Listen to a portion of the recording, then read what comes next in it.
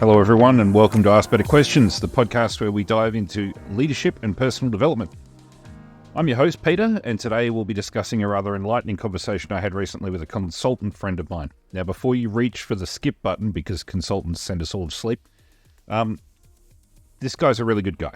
Like, he is actually a genuinely good guy, and I think you're going to find this is actually a really enlightening conversation, and it's going to answer some of the questions that you haven't perhaps been asking yourself in the back of your head, but you might be, and perhaps you should be. So I think it says a lot about where we are and where businesses as an environment, the business environment at large is today. And this conversation started off being very knee-jerk, and then it got nuanced. And that's why I kind of wanted to cover it in the podcast today. Anyway, for those of you who are new here, I'm Peter Adams. I have over 20 years experience in leadership and consulting.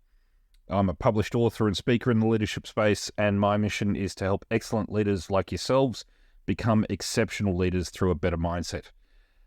But before we start today's episode, I'd like to take a minute to thank our sponsor, Colour4 Solutions. So Colour4 Solutions offer leadership training for people who have reached a ceiling in their leadership journey and want to achieve more without dedicating substantial time and effort. So, as I said at the start, a friend of mine runs a large consulting practice. I asked him, as I do most people when I meet them, what he thinks are the largest challenges facing business today.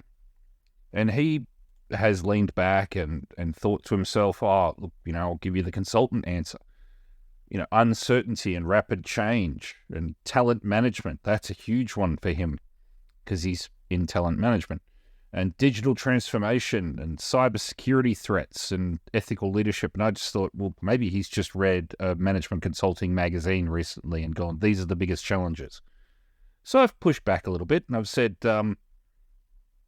leaders have always faced these challenges. What makes this day and age so much more special? And he's gone, no, you're right. It's the increased velocity of change. It's globalization of talent. And I wrote these down as he said them. It's a shifting power dynamic between employees and employers, and technological dependence and heightened stakeholder scrutiny. And I thought, he's having a lend of me, surely. And I've gone, I pushed back again. I said, look, the pace of change may be faster than we've seen previously. It may not be. And in some industries, it's not. If you look at the garbage industry, which is actually one of the clients that I've had recently, not a lot of technological change has happened in the last 50 years. We've got garbage trucks. Yes, they do empty themselves. You've got one driver now and the like. And yeah, maybe we'll get automated garbage trucks. But in terms of the actual waste disposal process, we still dig a hole, put the garbage in the hole and fill the hole up.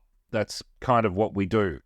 And I was talking to him about that, but that's for later on in the episode. So I pushed back and I said, look, it's faster for everyone. So why are we seeing large companies dominating? Why are we also seeing shifts in organizations away from pleasing customers and pleasing customer interactions, and instead accepting, as we were both discussing earlier in the day, that our clients were accepting churn in both staff and customers. So they were just accepting that, 12% of their staff were going to leave this year and they were going to manage them out. And that was something they just accepted. And I've gone, well, are they replacing those staff? Yep. Is that going to cost them a lot? Yep. And why are they doing this? Well, because they've done the numbers and there's an actuary in a windowless room somewhere who said, no, this is the best course forward. And maybe it is. Maybe on a numbers basis, getting rid of your existing staff at the rate of 12% a year and having a changeover that quickly in your business, I think it ends up being about 7 or 8 years. Every 7 or 8 years, you pretty much have a completely new set of staff. That's absurd.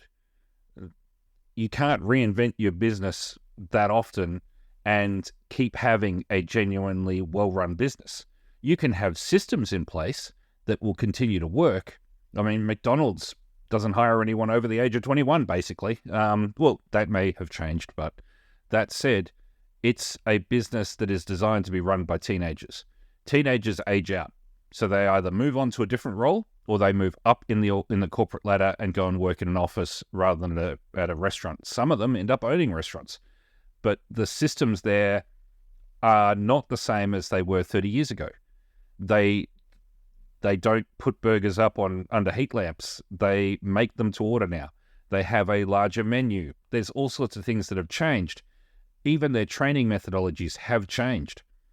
However, some things have remained the same, but there is a definite process of customer focus in that business. And I said to him, why are we seeing large businesses thriving in this environment of fast and rapid change? And I will level with you. The first thing he said was economies of scale, and I actually spat out my coffee. I laughed at him so hard, and I went, you have got to be kidding me. Economies of scale. I work with IT, and economies of scale do not work in IT. If you have a large business that needs a new CRM installed, or you have a large business that has a system that they want to upgrade in their network, it can take years to evaluate and to put to tender and to find the right system for your business, by which time the rest of the world has moved on. However, if you are a small or a medium-sized business, you can change CRMs in an afternoon. And I do not recommend that. But I am saying that I have seen it done where systems that have been old, tired, and discontinued have been swapped out in a matter of weeks. They have made the decision to go with a supplier, purchase the product, come in, rolled it over, backed up their systems, gone live with it, and said, yep, this is all working, fantastic, we're off to the races. That is moving so much faster than a large business can. So your economies of scale in relation to moving in a technological environment, which is what he was referring to, just don't exist. Large companies don't have a leverage of size. Their size actually weighs them down in a fast-moving, fast-changing environment, which everyone is swearing black and blue is what we're living through. It's just not the case. What we're seeing is brand recognition and customer loyalty, absolutely. There are, to some degrees, in some sectors, a network effect, which is the more people that use Google services or Apple services, the harder it is for anyone else to crack into it. And I get that. Again, if you've got a utilities company or, in some cases, banks and industries that are commodified, one company is as good or as bad as the next. So there is a degree of churn generated by the fact that these businesses are at least viewed as all the same. So, I asked, why are we seeing this shift away from customer focus? And he's gone, well, it's the short-term pressures. We're focusing on metrics. We're trying to get as much profit as possible, and anyone that upsets the apple cart or sticks their head up, it's just not worth it to give good customer service anymore. And I've gone, well, has anyone sat down and done the math? And he's gone, I'm sure they have. And I've gone, well, I'm sure they have too, and I'm pretty sure that they got it wrong. But that said, some customers are not worth servicing, and I acknowledge that. I do. Being from a small and medium enterprise background and running my own small and medium enterprises, I acknowledge that some customers are not worth the hassle, and I have cut customers loose. But if you're a large business, those are kind of your bread and butter customers. Things that, customers that can't be serviced by your medium or small level enterprises are typically your Karens, who are problematic, who want to be treated special, who will not get treated special anywhere because for a number of reasons. He also noted that it's not a universal trend. And I might add, it may not be a universal trend, but it certainly seems to be the way in which business is leaning. In this day and age, I've had this conversation far too many times. Now, it was interesting that this guy, being a consultant, tried to circle the wagons and say, "Oh, no, these are these are the things that we're looking at," and the biggest challenges to business are actually getting the right people in the right holes. And I've gone, well, that's something that's existed for generations. That's not something that's new. In the 1600s, making sure the right person was running a farm made the farm more productive. This is not a new thing. I did point out that talent management is a new term for it, but that's great. And a digital transformation, well, we created looms that made stockings, and we had riots in the streets, security threats and ethical leadership. Some of the other things that he raised, I laughed at, and I've just gone, ethical leadership is something that has been a struggle for centuries, millennia even. I think when he got down to it and said the short-term pressures and the focus on metrics really does describe what has happened in the last 30 years in business. Because of the rise of computing, we have had the ability to obtain metrics that we've never had before. And consequently, we've been able to measure things that we've never been able to effectively measure before. Now, does that make it different? And I've often said in business, what you measure is what matters. So if you do not measure it, it doesn't matter to you. And customer satisfaction is something that it can be very difficult to measure. Even those measurements that businesses, and I've met executives that swear by survey results, a lot of very satisfied customers, myself included, don't bother with surveys. The survey result I find that is most effective is looking at the bottom line as who is still a customer of yours, who is still spending money with you. Because that is the only metric that matters.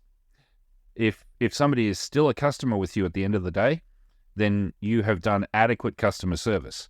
It may not be award-winning customer service, but they are still your customer. That is a combination of, with marketing and with your service, you have managed to maintain that person on your books as an asset to your company. They are still buying your products and services. Now, they may have been looking elsewhere, and if they do migrate elsewhere, that may have been contributed to by customer service that was lacking, that may have happened today. But generally speaking, customers do not make snap decisions to leave unless they get a bad experience, a very bad experience. Now, that said, he was saying to me that we need to balance short and long-term goals, and we need to get businesses looking beyond metrics and building a customer-centric culture. And I've rightly pointed out, I've worked for many companies that would argue that they are building a customer-centric culture, and they're doing it through metrics. And it was his turn to laugh, and he's gone, yeah, that doesn't happen. You do not build a customer-centric focus through metrics, at least not effectively, because most of the customer-centric culture that he has struck has been people genuinely engaging with people. People genuinely engaging with people will lead to results where a business may actually sell products and services to an organization at a loss because they are genuinely interested in achieving good outcomes for their customer.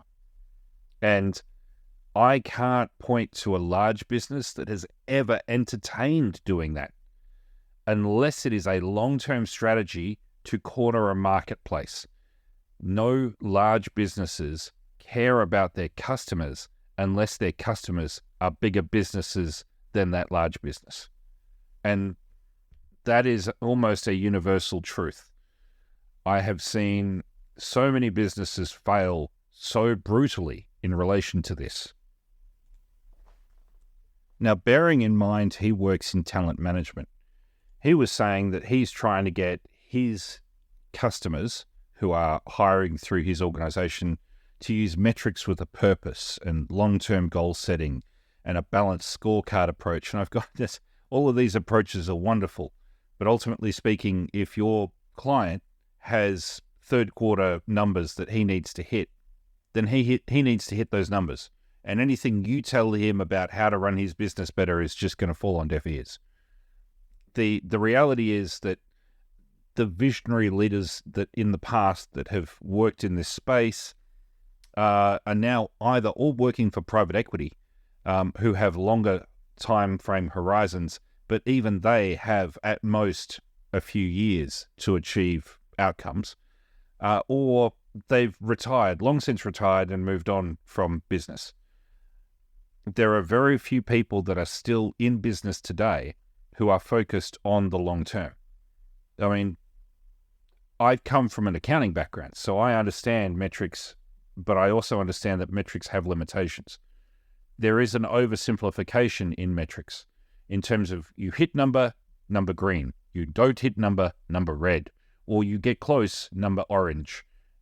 All, it's either good or bad. It is, in the truest sense of the word, binary. It's one or the other, and then you give the story. So if you're in an executive team and you hand up your numbers and offer them up to your superiors, and they look at your numbers, you are praying that they do not ask any questions, because, to be honest with you, there are very rarely adequate answers, and there are very few adequate answers that are true. I have been an auditor for a long period of time, very early on in my career, and I discovered very quickly that there are answers that management will accept, and then there's the truth. Never the twain shall meet. In the Venn diagram, these two do not overlap. Oftentimes, management themselves are gaming the system, and they want a story that they can tell their superiors. They want something they can read out at their quarterly earnings conference meeting with investors, that they can say, oh, that's because in third quarter, we had this cost overrun, which will never happen again. Thank you very much for your question. Next. There's also a very short-term focus. There is not going to be a long-term focus because investors are not looking for long-term. I found out the other day with a banking friend of mine that he works in a circle of bankers whose long-term investment in a company might last 11 minutes. That's a long-term position for them. They trade so quickly that holding a stock for 11 minutes is a long-term investment. That's insane. And I've gone, that's not how it's supposed to work. And he's gone, no, that's not how it's supposed to work, but it is. It's how it works because we trade swings. I've gone, well, great for you, but very bad for everyone else. He's gone, no, it adds liquidity to the market. It's always great. And I guess that's a question for another day, but I maintain that this is not adding liquidity in a meaningful sense, but rather trying to achieve arbitrage from minuscule movements and effectively turning stock investment into a casino. So finding the right balance in relation to these things is key. So we went on to have a discussion about what it is that he thinks are the true problems with business today. And beyond just saying, hey, look, we're just trying to reach our quarterly numbers. And that's why businesses have just forgotten about customer focus, because customer focus can't be measured effectively in, quarterly or weekly chunks, even daily chunks. We don't know, and we don't care about customer retention. We don't care about employee retention. Why? Because we can't meaningfully impact that in the same timeframes that we're supposed to. So we don't even bother. That is, to his mind and to mine, the travesty that is modern business practice. And in some industries, that may be the way that it has to be. And I understand that. But for him and I, we both understand that longer term, this is not leading to good outcomes. And people are not enjoying workplaces. They're not finding careers that challenge them. They're more finding careers that challenge them to turn up every day. And we're not forging great teams the way we used to. Now, in some sectors, there is that great team camaraderie, and it's working very well. In other sectors, it's terrible. It's absolutely terrible, and that's the way it's going to be. And he said, given that he is in talent acquisition, he works a lot in the IT space, but he hires for all sorts of businesses and all sorts of wants. And he says that there is a very different flavor today than when he first started his organization. When he started working for other people many, many moons ago, it was a very different game than it is today. And today it is putting pegs in holes. It doesn't have to be a perfect fit, but it just needs a peg in a hole. And that's what he gets paid to do, putting pegs in holes. It's not working very well for both himself or the businesses he's working for, although he likes to think that he does a better job of putting pegs in holes than other businesses do. And effectively, I would agree to a point.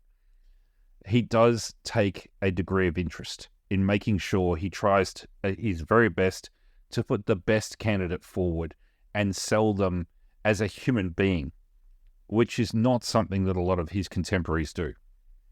And I think that ultimately speaking, we have to remember that business is a transactions done between two human beings, and the human beings need to know each other and trust each other, and there needs to be an actual relationship built there.